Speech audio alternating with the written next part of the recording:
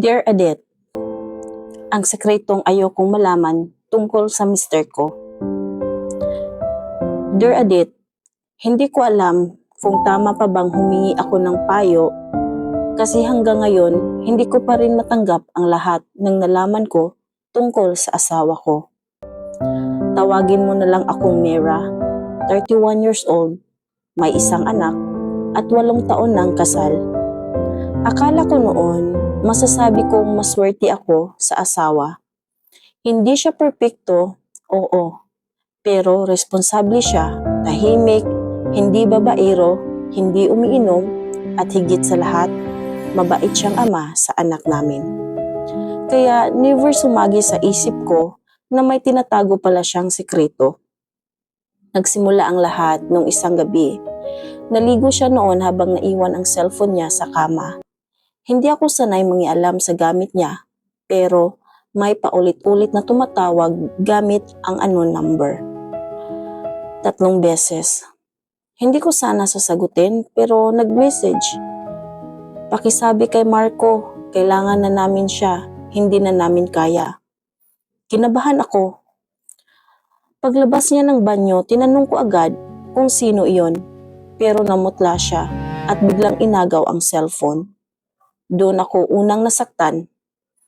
Kasi sa 8 taon naming pagsasama, first time kong makitang parang takot siya sa akin. Simula noon, naging mapagmatsyag ako. Napansin kong madalas siyang lumalabas tuwing Sabado.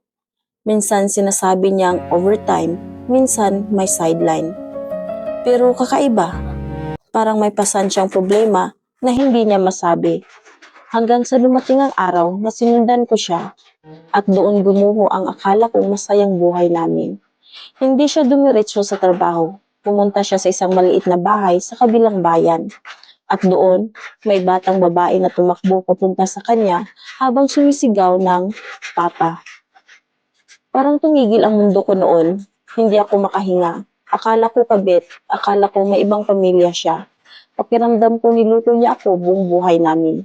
Hindi ko alam paano ako nakauwi. Nanginig ako habang umiiyak. Kinagabihan, hindi ko napigilan, sinugod ko siya. Tinanong ko kung sino yung bata at doon niya sinabi ang sekreto niyang 8 taon niyang itinago sa akin. Bago pa raw niya ako nakilala, may naging nobya siya. Nabuntis niya, pero iniwan siya ng babae at sumama sa iba. Akala niya noon hindi kanya ang bata dahil pinaniwala siyang may ibang lalaki. Pero 5 buwan na ang nakalipas, biglang namatay ang dating nobya niya sa aksidente at doon lang lumabas ang katotohanan. Siya pala talaga ang ama. Ang masakit, 5 buwan na niya itong alam pero hindi niya sinabi sa akin. Sabi niya natakot daw siya, natakot siyang iwan ko siya, natakot siyang masira ang pamilya namin. Pero para sa akin, mas masakit yung tinago niya kaysa sa katotohanan. Ilang gabi akong hindi natulog. Galit ako, sobrang galit.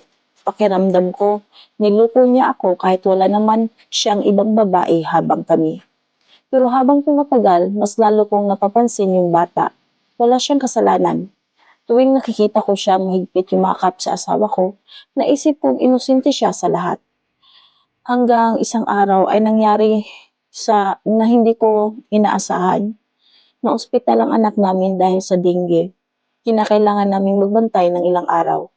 At ang hindi ko malilimutan, yung batang akala kong sisira sa pamilya namin, siya pa ang nag-abot ng maliit na sobre para sa anak ko. May sulat, crayons lang ang gamit. Pagaling ka kuya, sabi ni Papa, bawal daw malungkot. Doon ako tuluyang naiyak. Kasi doon ko na-realize, hindi kabit ang kalaban ko. Hindi rin yung bata, kundi yung takot, sikreto, at kakulangan namin sa katotohanan. Ngayon, pilit naming binubuo ulit ang tiwala. Hindi madali. Hanggang ngayon, nasasaktan pa rin ako kapag naisip kong nagsinungaling siya. Pero gusto kong subukan. Hindi dahil okay lang ang pagtatago niya, kundi dahil minsan ang pamilya hindi lang sinusubok ng pagtataksil. Sinusubok din ng katotohanang mahirap tanggapin. Adit, tama pa ba na bigyan ko pa siya ng pagkakataon? Mira. For me lang, no? Yes. Kasi minsan yung tao kung nakakagawa ng desisyon dahil sa pag-ibig, something like that, no? Tapos pag mahal mo pa, pinapala, pas, plus mahal mo pa yung tao na yun, paglalaban mo pa yun eh. Pero yeah, he deserves second chance naman for me. Pero magbibigay ako ng payo mula sa Biblia. Mira, mabigat ang sitwasyon mo dahil hindi lang ito tungkol sa sikreto, ito ay tungkol sa tiwala. Sinabi sa Proverb 12:22 na ang Panginoon ay namumuhi sa sinungaling ngunit nalulugod sa mga tapat. Nasaktan ka dahil may itinago siya. Natural lang yon. Ang tiwala ay parang salamin. Kapag nabasag, mahirap buuin. Pero may isa pang paalala ang Biblia sa Ephesians 4:32. Ang nakasulat, magmagandang loob kayo sa isa't isa, mahabagin at magpatawaran gaya ng pagpapatawad sa inyo ng Diyos. Ang pagpatawad ay hindi ibig sabihin na okay lang na ang ginawa niya, ibig sabihin lang, pinili mong huwag hayaang sirain ang sakit. Huwag sirain ng sakit ang puso mo. Pero tandaan mo ito, ang totoong pagsisisi ay nakikita sa pagbabago, hindi lang sa paghihingi ng sorry. Yung sincere ang asawa mo, dapat handa siyang maging transparent, maging tapat, at ayusin muli ang pamilya ninyo araw-araw. At para sa batang walang kasalanan, minsan ang pinakamagandang magagawa ng isang tao ay piliing magmahal kahit mahirap. Dahil ang tunay na pamilya, hindi lang nabubuo sa dugo. Nabubuo rin ito sa awa, pag-unawa at katotohanan.